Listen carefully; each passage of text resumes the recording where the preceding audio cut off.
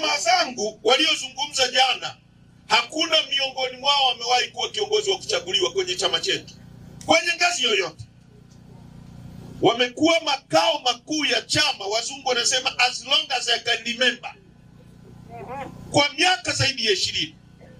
Sisi tukipigana hapa, ruzuku ikipatikana, wao wanalipwa. Hawajawahi kufanya kazi ya bure. Mwenyekiti wenu wa jimbo anafanya kazi ya kujitolea, katibu wa jimbo anafanya kazi ya kujitolea, mwenyekiti wa mkoa, viongozi wote wanafanya kazi ya kujitolea, lakini wao wakiwa makao makuu hawajawahi kufanya kazi ya bure. Umeingia uongozi mpya,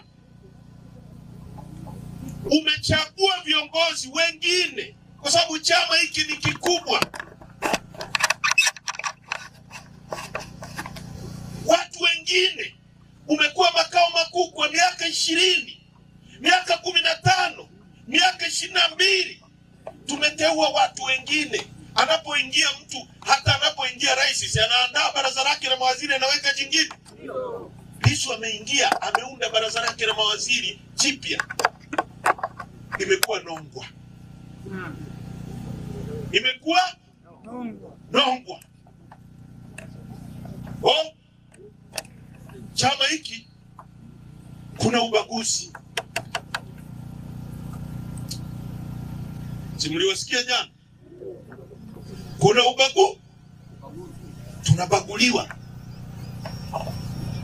Unabaguliwaje? Hawasemi. Kubaguliwa ni kwamba wao hawajapewa nafasi, wamepewa wanachadema wengine. Wewe eti ndio ubaguzi. Oh, chama hiki kinasema no reforms, no election. Kwa hiyo sisi hiyo agenda tunaipinga, sio agenda ya nchi.